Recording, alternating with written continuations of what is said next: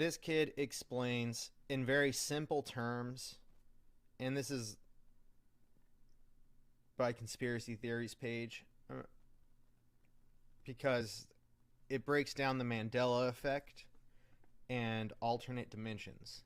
So he's talking about something in very simple terms that's actually pretty interesting and pretty complex and nuanced, but he breaks it down in a way that a layman could understand this theory and how it would work.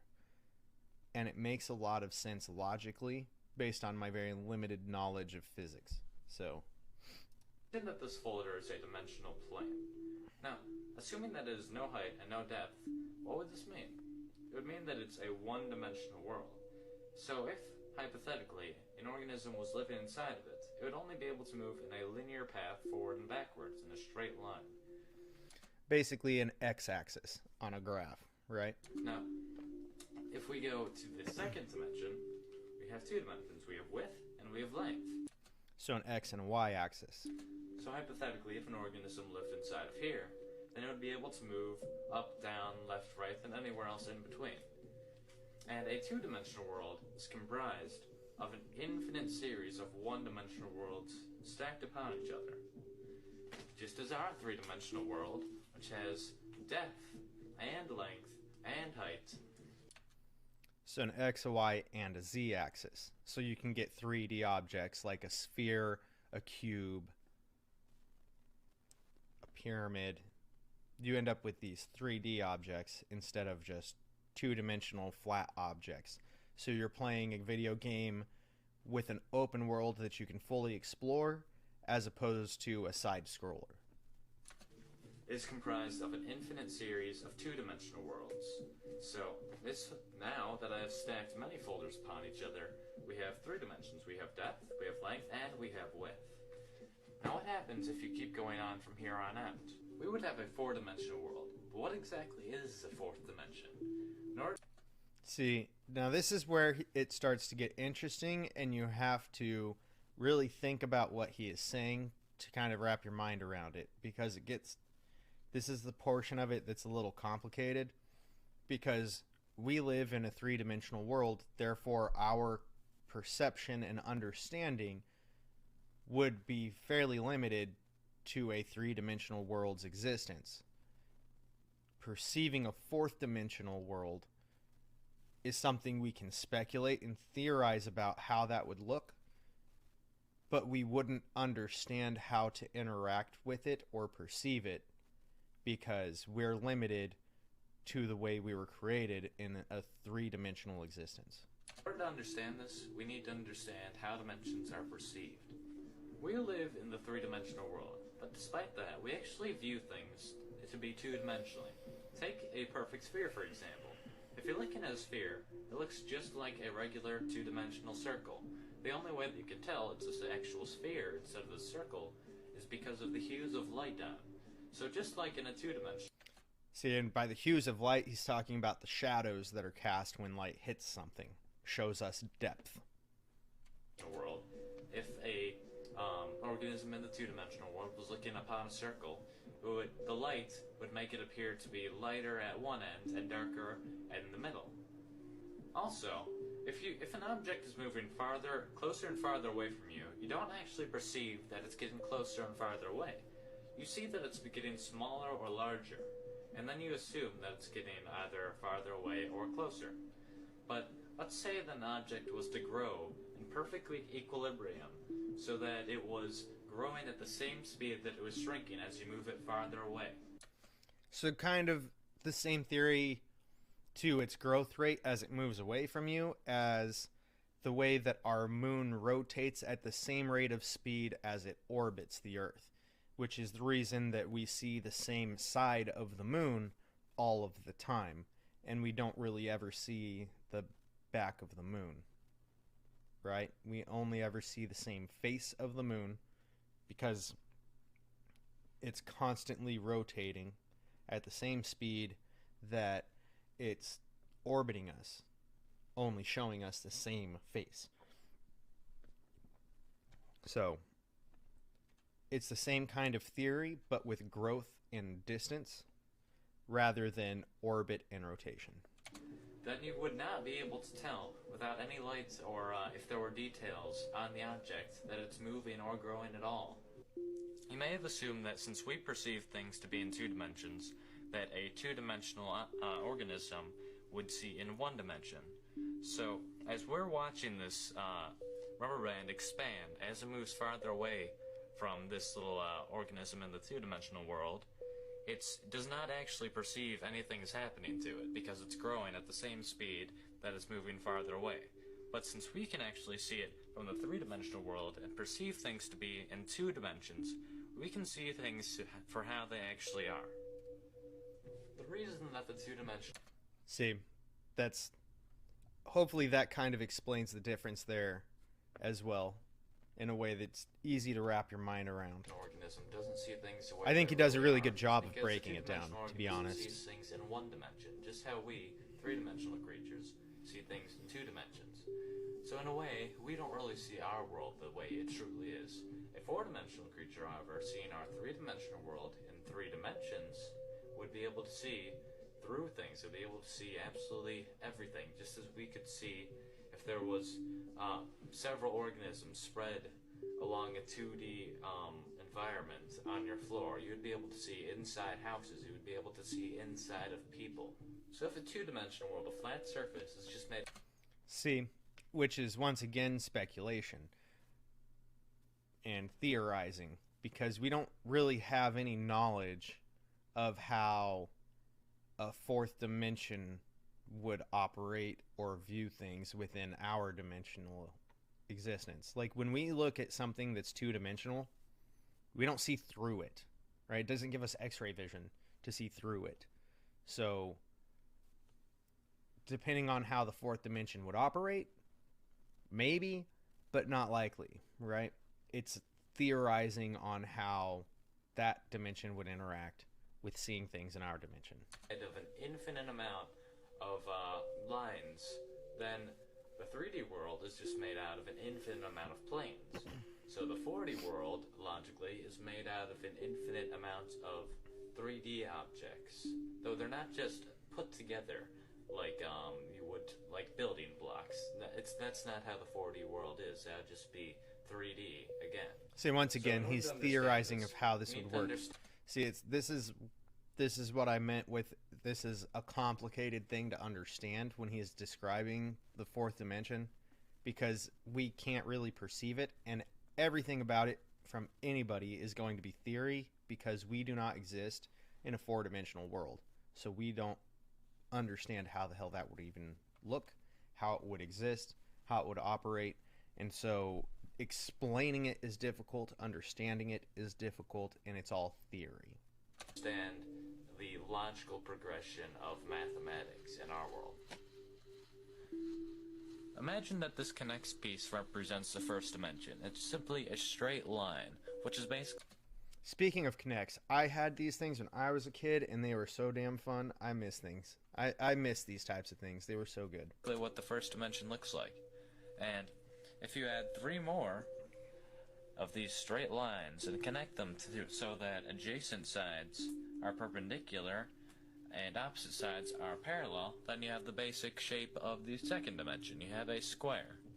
Now if you keep going from here and you add it so that there's a total of 4 squares, and all adjacent sides are perpendicular and all opposite sides are parallel, then you end up with, obviously, a cube.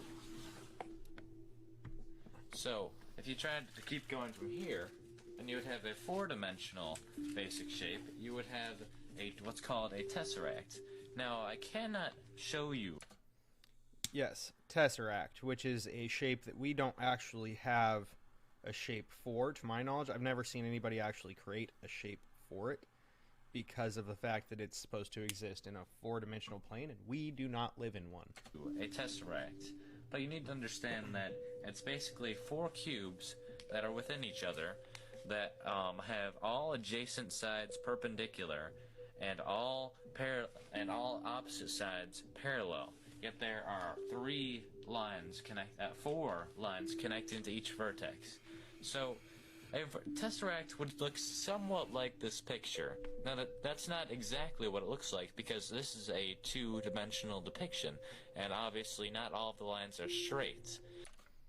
So what he's talking about is this being the fourth dimension, and this being a simpler version, a more simple version of it to try and wrap our minds around, but it would really operate like that, which is the best we can do. But once again, you're trying to depict a four-dimensional object on a two-dimensional object being a piece of paper, right? So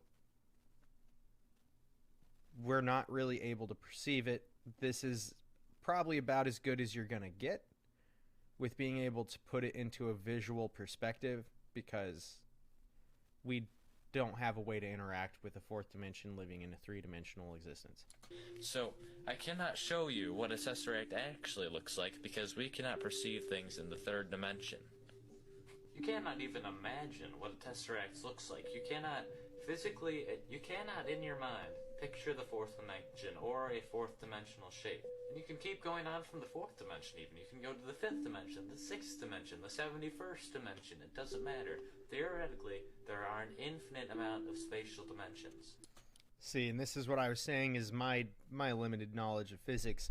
This is actually the way that the physics theory and theoretical physics actually discusses this topic, is that there is an infinite number of universes and infinite planes of existence, and that we vibrate in a way that we exist in this plane of existence, but if you were to live in a vibration, like in a different vibrational existence, you would be in a different dimension. The common misconception of the fourth dimension is that the fourth dimension is time. Now, while some argue that by going forward and backwards in time, if you move forward the same distance and backwards the same, then you would end up in the same place you started, just like in the fourth dimension. And while that may seem logical, if you think about it, it really doesn't make sense. If you imply that the fourth dimension is actually time, well, first of all, time is not spatial. There's a difference between space and time, quite obviously. And which is true, because space and time are used in certain calculations and formulas, so they wouldn't be the same thing. Assuming that all dimensions are according to a pattern, then that doesn't really make sense either, because saying the fourth dimension is time, every dimension has time in it, so that would mean that the fourth dimension is special in some way, which doesn't really make any sense. Another reason this doesn't make sense is that we very, very, very slightly travel through time whenever we move due to the distance that light takes to get to our body. Now, if a group of astronauts were to get in a... Using the word slightly is very generous to put this into perspective, because you'd have to think about the speed of light and the speed of our motion being so significantly slower. That difference is so minute that you're not moving in any way through time that's going to make a difference in any way, shape, or form. But it kind of ties into when Einstein was saying if you were to move at the speed of light toward a clock, that the clock would appear to stay still in time, because light was not able to reach the clock and come back to your eyes faster than you were able to reach the clock. So it would seem as if you were reaching the clock while time stood still. Spaceship, and they were to go very, very, very close to the speed of light, then they would, and they went around in this impossible, like time would still be moving forward spaceship for a few months, and then afterwards they returned to Earth. They would find that Earth had actually progressed a few years, so they had moved forward in time by moving that quickly. See, another interesting concept involving the fourth dimension is that many physicists and the way he described that makes perfect sense, because it would appear that time wasn't moving, but time is in fact moving, but you're moving at the speed of light. So it would make sense, theoretically speaking, that when you stopped traveling, that clock, instead of sitting still, like say the hands were perfectly at 12, and then all of a sudden that clock would shift and you might see it here, and you move forward 11 hours and 55 minutes, right?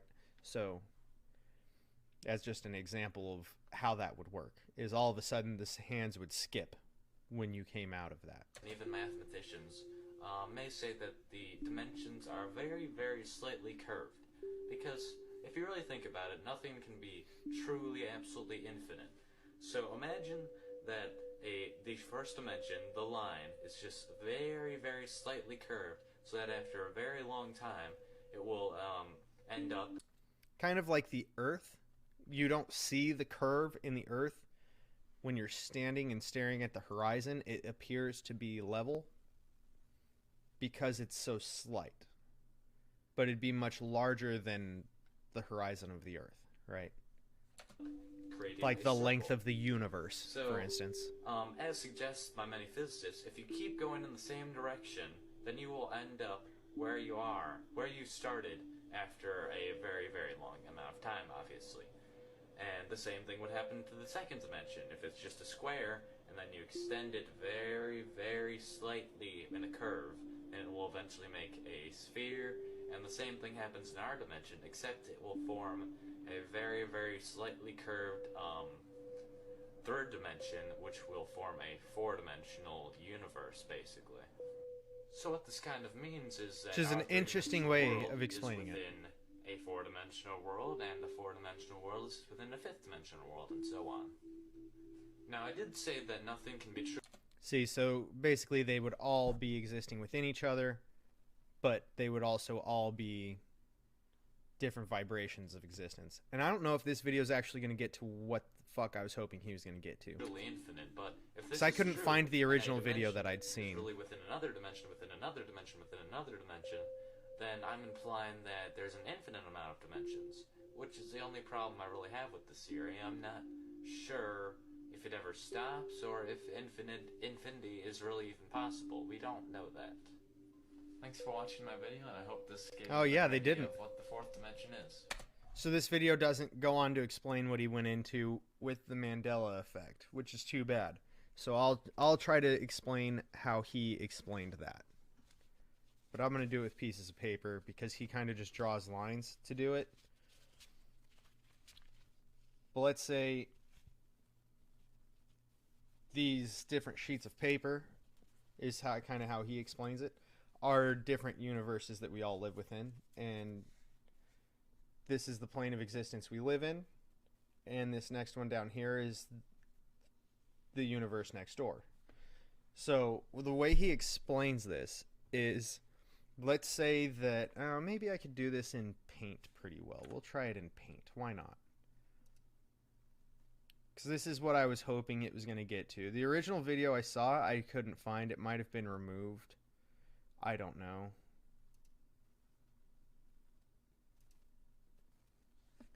I just don't know what happened with it. But we'll try to explain it here. So, basically, you have a bunch of lines, right? Good enough. And in these lines is each universe and its plane of existence. And how he explains the Mandela effect and how that would happen, which the Mandela effect is things like Sinbad's Shazam. Did it exist or did it not exist? Did Pikachu have the black end on his tail, or was it orange with the stripe beforehand? Was it these types of things? Like, where it all started with was, did Nelson Mandela die in prison or not, right? Some people remember him not dying in prison. So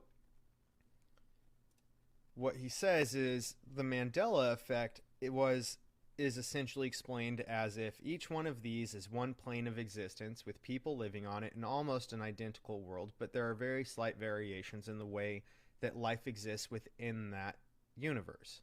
So something happens in this universe, like, and I think he said something like it was the CERN. So the so basically he used CERN, I believe, as the example as what ended the universe from existing. Let's say that happens right here. Bam. You know what? We'll do it this way. We'll use a red line. So boom, right here. Don't fuck with me. I just want to use a bigger line to show death. So boom, right there.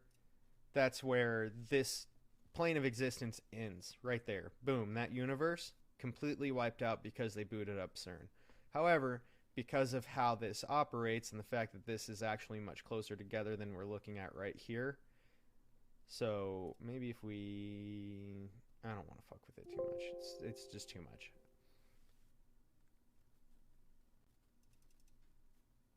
But see how it appears much closer when we zoom out? So imagine these lines are much closer together. I just want it here so we can see. So this, bam, that universe ends. But because of the very similar existences between each universe, and the fact they're almost identical, in this universe, when that happens and this universe comes to an end, certain people's existence ended up, because of the nature of CERN, not just coming to an end with that universe, but their vibration actually shifts. And what happens is, as their vibrations shift, they go from this plane of existence to this plane of existence. But they carry with them the memories from existing here. So they bring the memories from this universe that were very slightly different. Say Nelson Mandela dying in prison or not dying in prison, and he died in prison here, and here he did not. So you have a difference here in this plane of existence. It's just an example of what took place. And so this entire plane of existence here is now gone. No longer... let's use white and get rid of this plane of white. Why? Oh, okay. You know what? We'll just do it this way. I see. Fuck it. So boom, that plane of existence is gone. It doesn't exist anymore, right? Bam. That universe is gone. Then they move to universe 2. And so the people whose vibration shifted came down here, and now they exist on this plane of existence. And that's how the Mandela effect was explained after he went through that video. Because how I had seen it originally was a video we watched flowed right into the video about the Mandela effect. So you saw how he explained the different planes of existence within those different universes and how you can't perceive the difference, which is why you wouldn't notice this shift. When you shifted from one universe to another, you wouldn't notice, because we can't perceive the different dimensions from our existence on this plane of existence. However, somebody in the 6th or 7th dimension, or whatever it may be, can actually perceive the different dimensions and pass through them at will. And perhaps that's what happened, is they saved who they could from this dimension and moved them here. But he didn't elaborate on that, which is what I wanted to do. So what I was going to do was say something along these lines. From this point here, where these people shifted down here, perhaps what happened is from here to here, the people in this blue line that shifted from Universe 1 to Universe 2, when Universe 1 came to its end, took the place of the people in Universe 2 that they represented. However, the people who shifted to the universe perhaps didn't just take over that person's body. Perhaps what happened is the person in this universe was supposed to die at this point within this existence. But because they didn't, and they were supposed to continue living in this universe, they just shifted here. And that's why their vibration shifted into this existence, and why they have a different memory of what took place in the past and the things that existed. And possibly that's what happened. And the thing is, I just think it's a fun theory. We're not really able to prove or disprove this because we're not able to view and see the different dimensions. It's just theory, and to me, it's fun theory. I like it because to me, it's fun. It's a fun little brain exercise, fun little thought exercise, and it makes it interesting and raises questions as someone who's not a physicist, but, enjoys the thought exercise. So I kind of want to discuss that because I think it's fun. And the way it crossed my mind, because my head's a little fucked up in the way that I digest things and move through these thoughts, kind of made me wonder. For people whose lives seem to have come to a complete halt, or not just a halt, but a complete shift. Perhaps they had a lot of friends or a lot of something else, a lot of family and close relationships, and then they found themselves one day no longer able to do this. They no longer maintain relationships, they don't build relationships, they lost all their friends, and their friends no longer interact with them at all.